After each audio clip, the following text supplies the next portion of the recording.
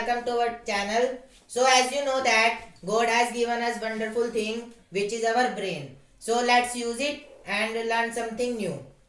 So guys, I am going to continue chapter light, and this part is totally based on refraction, and in this part we will cover all topic related to refraction. So firstly we have to know that what is refraction. So guys देखो, अगर मैं refraction को normal words में बताऊं तो refraction वो phenomena होता है लाइट का, जब लाइट एक मीडियम से दूसरे मीडियम में जाती है तो क्या हो जाती है, बैंड हो जाती है। उसी फिनोमिना को हम क्या बोलते हैं, बेसिकली रिफ्रैक्शन। सो अगर हम इससे देखें, it is a bending of light when it enters obliquely from one medium to another. मतलब कि जब लाइट ऑब्लिकली एक मीडियम से अनदर मीडियम में जाती है तो वो बैंड हो जाती है, और इसी फिनोमिना को हम क्या बोलते हैं, रिफ्रैक्शन। और रिफ्लेक्शन में क्या था, सिंपल था, बाउंसिंग बैक ऑफ लाइट, मतलब लाइट जहां पे पड़ी और वहीं से रिफ्लेक्ट हो गई, इसको हम रिफ्लेक्शन बोलते हैं। सो गाइज आई होप आपको रिफ्रैक्शन और रिफ्लेक्शन में कुछ डिफरेंस समझ आ गया होगा।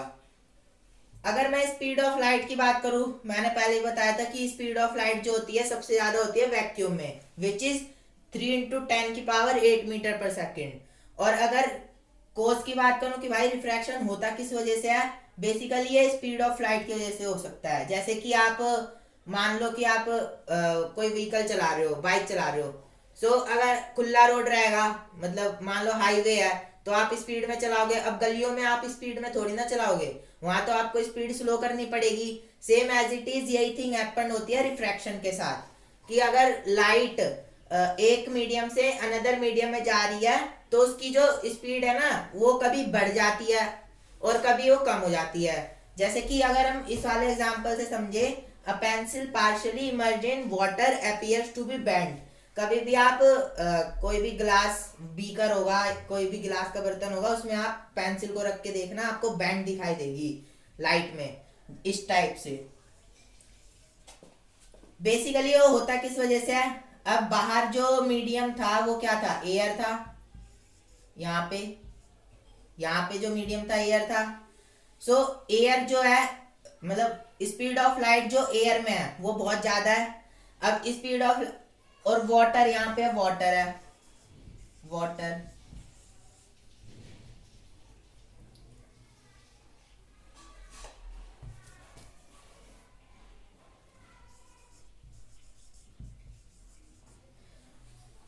अब एयर से जो लाइट रे है वो वाटर में जाएगी, मतलब रेयर मीडियम से डेंसर मीडियम में जाएगी। तो रेयर से जब डेंसर मीडियम में जाएगी तो ये क्या होगी, बेंट होगी। इसलिए ये जो पेंसिल है ना आपको थोड़ी उठी हुई दिखेगी, और एक्चुअली में वो ऐसे रखी होती है लेकिन वो उठी हुई दिखेगी, क्योंकि इसमें रिफ्रैक्शन का फिनोमिना हैपेंड होता है। लाइट की स्पीड एयर में ज्यादा हो गई, वाटर डेंसर मीडियम है, तो यहाँ पे स्पीड कम हो गई, इसलिए जो लाइट है ना वो बैंड हो जाती है, और इसलिए जो पेंसिल है वो थोड़ी उठी हुई दिखती है। और आपने कई एग्जांपल भी देखे होंगे, जैसे कि आप कोई भी टब वगैरह होगा, आप उसमें कॉइन डाल देना, तो आपको जो कॉइन है ना वो थोड़ा उठा हुआ दिखेगा ऊपर की ओर, आपको सरफेस पे नहीं दिखेगा टब के, थोड़ा उठा हुआ दिखेगा। क्यों दिखेगा, ड्यू टू रिफ्रैक्शन। सब कुछ यहाँ पे किसकी वजह से हो रहा है, रिफ्रैक्शन की वजह से। सो आई होप आपको समझ आ गया होगा।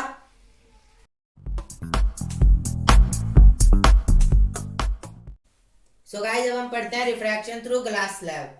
So guys basically glass slab के थ्रू कैसे रिफ्रैक्शन होता है वो हम पढ़ते हैं। और बेसिकली जो ग्लास स्लैब है वो आपको लैब में मिलेगा, जब आप प्रैक्टिकल लैब में जाओगे वहां पे ग्लास स्लैब देखने को मिल जाएगा। और इसमें बेसिकली कैसे रिफ्रैक्शन फिनोमिना हैपन होता है वो देखते हैं। सो गाइज यहाँ से मान लो, यहाँ से इंसिडेंट रे आई और ये इसका हो जाएगा नॉर्मल। लेकिन अगर हम इसके अकॉर्डिंग देखें तो भाई इसको तो इस तरीके से जानी चाहिए ना, लेकिन ये इस तरीके से जाएगी ही नहीं, क्योंकि यहाँ पे क्या है, मीडियम क्या है, एयर है, और यहाँ पे क्या है, डेंसर मीडियम। डेंसर मीडियम है और ये एयर है, मीडियम। एयर में स्पीड ऑफ लाइट ज्यादा होगी, डेंसर में कम हो जाएगी स्पीड ऑफ लाइट, तो ये क्या करेगी, बैंड टूवर्ड द नॉर्मल, मतलब नॉर्मल की तरफ बैंड हो जाएगी। ये नॉर्मल है ना, इसकी तरफ बैंड हो जाएगी, तो ये जाएगी ऐसे। इसके बाद क्या होता है, इसका नॉर्मल होगा यहाँ पे।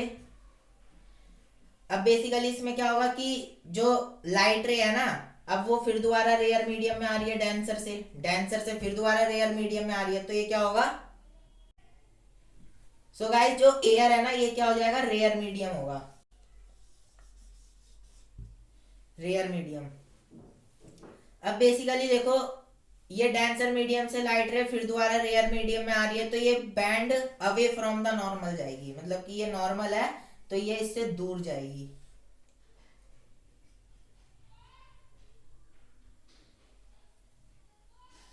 इस तरीके से कुछ। सो गाइस इस वाली लाइट रे को तो ऐसे जाना चाहिए था ना, अगर रिफ्रैक्शन फिनोमिना नहीं होता तो इसको तो ऐसे जाना चाहिए था। लेकिन ये लाइट रे गई कैसे है? पहले बैंड टुवर्ड द नॉर्मल हुई है, फिर अवे फ्रॉम द नॉर्मल। ये बेसिकली इसलिए हैपेंड होता है क्योंकि ये रे, भाई देखो एक सिंपल सी बात समझ लो, जब भी लाइट रेयर मीडियम से डेंसर मीडियम में जाएगी तो बैंड टुवर्ड द नॉर्मल होगी, और डेंसर मीडियम से रेयर मीडियम में जाएगी तो band away from the normal होगी। और इस चीज जो ये है, इसको हम क्या बोलते हैं? Lateral displacement. इसको डी से डिनोट करते हैं, इसको बोलते हैं lateral displacement.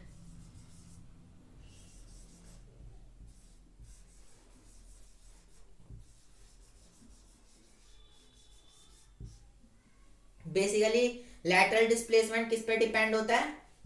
Refractive index of glass slab, मतलब रिफ्रैक्टिव इंडेक्स ग्लास, मतलब हर एक मीडियम का ना रिफ्रैक्टिव इंडेक्स अलग अलग होता है, तो इसलिए रिफ्रैक्टिव इंडेक्स पे भी डिपेंड होता है लैटरल डिस्प्लेसमेंट, भाई की एक्चुअल रे और डिस्प्लेसमेंट रे में कितना डिस्टेंस है, उसी को हम बोलते हैं लैटरल डिस्प्लेसमेंट। और दूसरी चीज thickness of the glass slab, जितना थिक होगा ये उतना ही डेंसर होगा, इसलिए थिकनेस पे भी डिपेंड करता है लैटरल डिस्प्लेसमेंट। अगर अगर मैं एंगल की बात करूँ तो ये एंगल ऑफ आई होगा, इंसिडेंट एंगल। और हमेशा जो एंगल होता है किसके साथ बनता है? नॉर्मल के साथ बनता है, तो नॉर्मल वाली कौन सी लाइन है? ये है, तो ये एंगल ऑफ रिफ्रैक्शन हो जाएगा। और फिर देखो ये नॉर्मल है, और ये कौन सी है? एंगल ऑफ इंसिडेंट हो जाएगी इसके लिए, इस सरफेस के लिए तो ये एंगल ऑफ इंसिडेंट हो जाएगी ना। और इसको हम क्या बोलेंगे? इमरजेंट रे भी बोलते हैं, इमरजेंट रे इसको। और यही सेम फिनोमिना किस में होता है? प्रिज्म में भी होता है, अभी मैं अभी बताऊंगा आपको आगे। सो आई होप आपको ये समझ आ गया होगा। Let's move toward next topic. So guys अब हम पढ़ते हैं कुछ लॉ ऑफ रिफ्रैक्शन। जैसे हमने पीछे पढ़ा था लॉ ऑफ रिफ्लेक्शन, ऐसी कुछ लॉज होते हैं किसके? रिफ्रैक्शन के।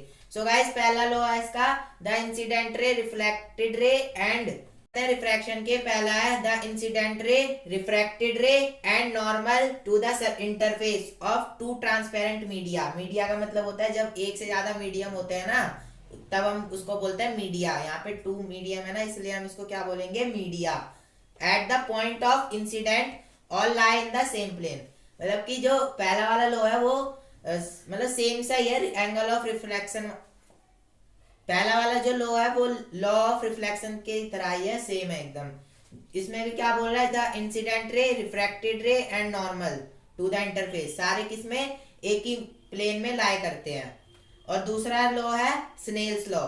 Snell's law, the ratio of sine of angle of incident to the ratio of angle of refraction is constant, यानी कि sine of angle of incidence, sine I upon में sine R equals to constant. Basically यही दो law होते हैं।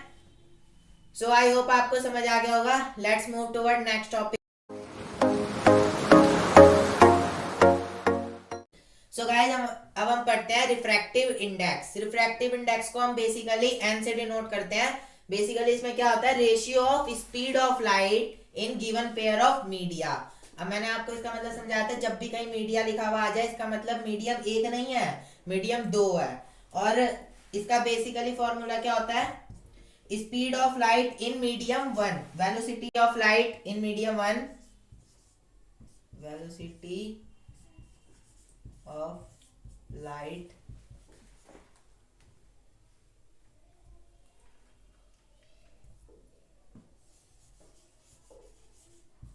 in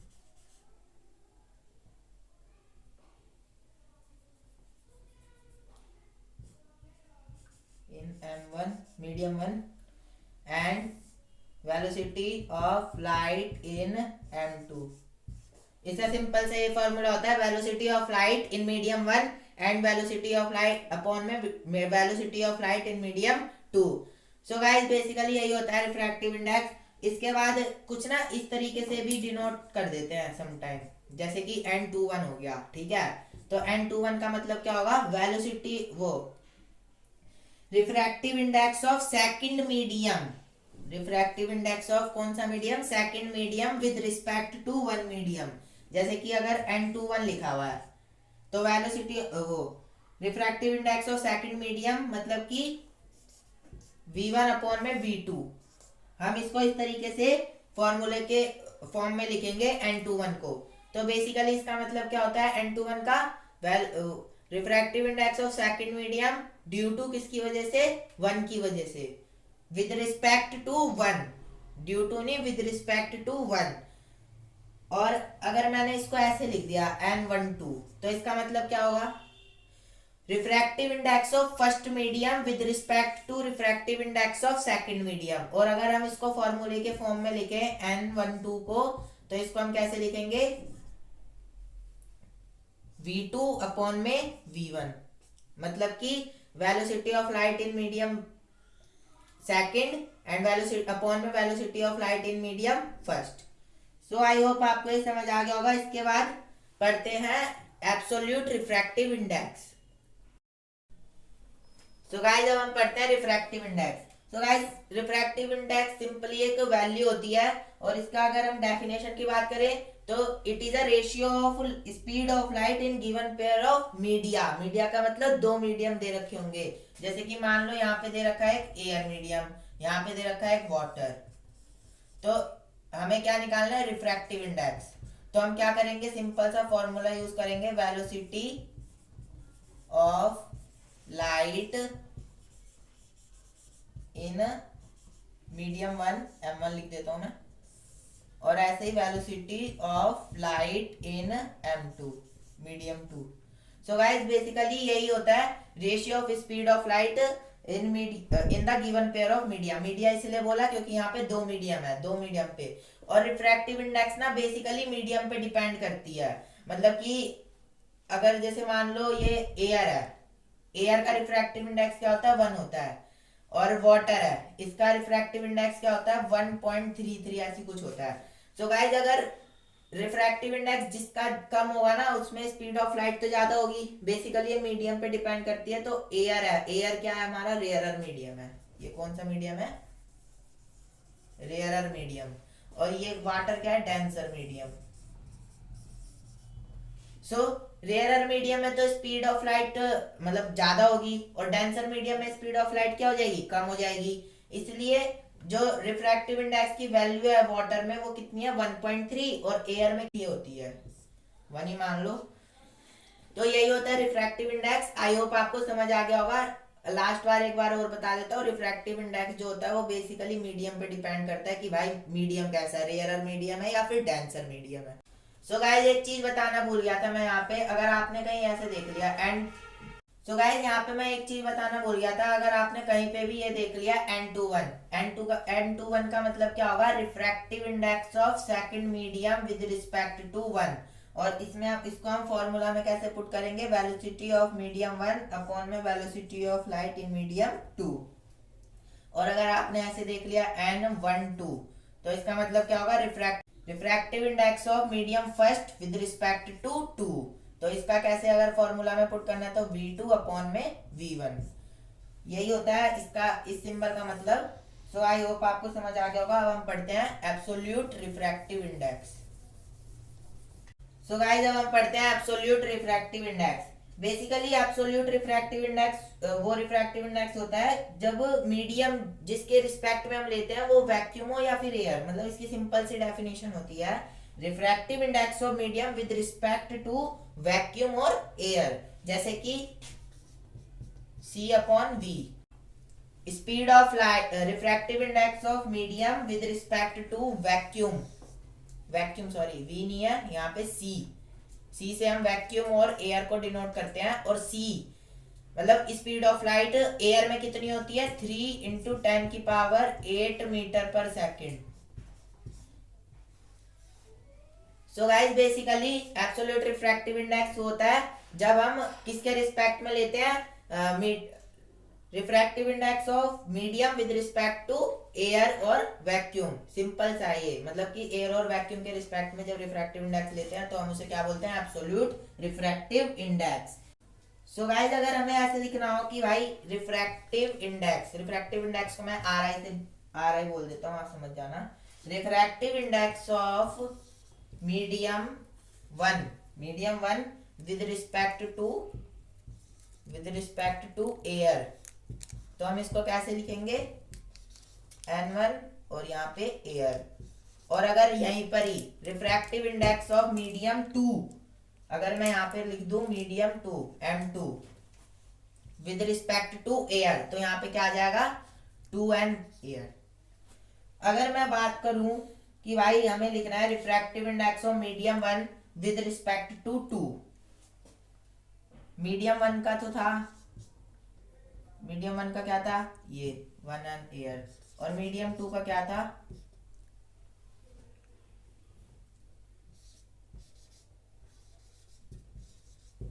और अगर मैं बात करूं refractive index of medium 1 with respect to 2, तो ये क्या कैसे लिखेंगे हम,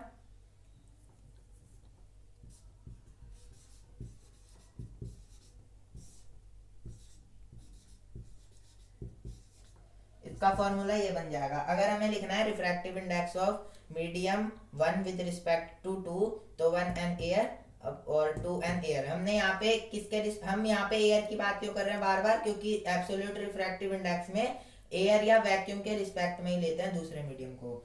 और अभी तक जो रिफ्रैक्टिव इंडेक्स सबसे हाईएस्ट किसका है, डायमंड का है। सबसे हाईएस्ट किसका है, डायमंड का।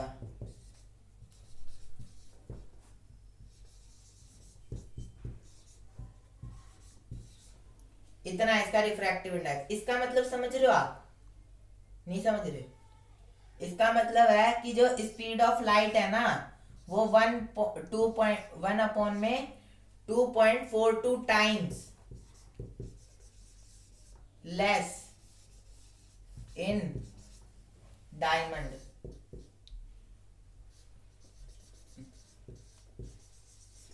मतलब कि जो जब लाइट डायमंड में से ट्रेवल करेगी ना, तो लाइट की स्पीड होती है 3 × 10⁸ मीटर पर सेकेंड, लेकिन ना वो इतने टाइम कम हो जाएगी जब वो डायमंड में से ट्रेवल करेगी। सो इसका मतलब यही होता है। सो आई होप आपको समझ आ गया होगा। Let's move toward next topic.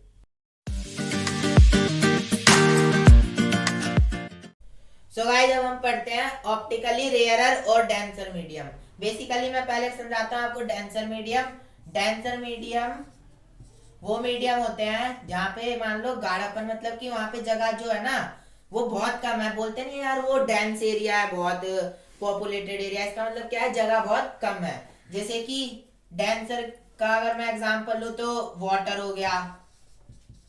Water, इसका रिफ्रैक्टिव इंडेक्स कितना होता है, और मैंने आपको बताया था जो रिफ्रैक्टिव इंडेक्स होता है वो बेसिकली किस पे डिपेंड करता है, मीडियम पे, तो 1.33। और अगर मैं उसकी बात करूं डायमंड जो है ना वो सबसे ज्यादा उसका रिफ्रैक्टिव इंडेक्स होता है, बहुत डेंसर मीडियम है वो, और इसका रिफ्रैक्टिव इंडेक्स कितना होता है, 2.42।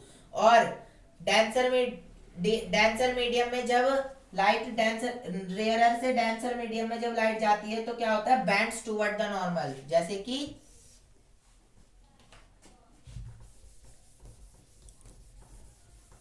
सो गाइस मान लो यहाँ पे रेयरर मीडियम है, यहाँ पे डेंसर मीडियम है। मान लो लाइट इस तरीके से आ रही है, लाइट रे, ये इसका नॉर्मल हो जाएगा, और लेकिन इसको जानी तो चाहिए ऐसे, लेकिन ये जो लाइट रे है ना उसको इस तरीके से जानी चाहिए, लेकिन ना ये रेयरर मीडियम है और ये डेंसर मीडियम है, तो स्पीड ऑफ लाइट चेंज हो जाएगी। तो फिर जो जब भी लाइट, एक चीज याद रख लेना, जब भी लाइट रेयरर मीडियम से डेंसर मीडियम में जाती है तो बेंड्स टुवर्ड द नॉर्मल, मतलब कि ये नॉर्मल लाइन है ना इसकी तरफ बैंड हो जाती है, तो लाइट कुछ इस तरीके से जाएगी। सो गाइस ये ओरिजिनल जो लाइन जो रे ऐसे जानी चाहिए वो बैंड टुवर्ड द नॉर्मल, मतलब कि नॉर्मल की ओर बैंड हो जाएगी इस तरीके से। रेयर एरर मीडियम इसका एग्जांपल हो जाएगा एयर। एयर सबसे अच्छा एग्जांपल है, बहुत रेयर एरर मीडियम है ये। और इसका रिफ्रैक्टिव इंडेक्स क्या होता है, 1 होता है। अगर मैं एक्चुअल की बात करूं तो 1.003 होता है इसका रिफ्रैक्टिव इंडेक्स, आप एज अ 1 भी ले सकते हो। सो गाइस कभी भी लाइट डेंसर मीडियम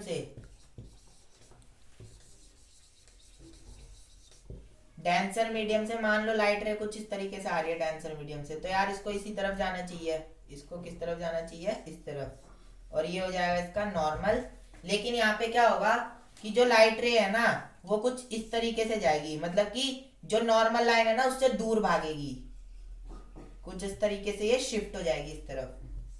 तो बेसिकली हमको इससे क्या समझ आ रहा है कि कभी भी लाइट डेंसर मीडियम से रेयरर मीडियम में जब जाती है ना तो bands away from the normal, मतलब नॉर्मल से दूर भागती है। सो आई होप आपको समझ आ गया होगा, ये बहुत बेसिक सा टॉपिक था। सो गाइज आई होप आपको ये समझ आ गया होगा। If you have any doubt please comment below to make yourself doubt free, and we will cover in next video we will cover all concept related spherical lenses. So have a nice day, goodbye.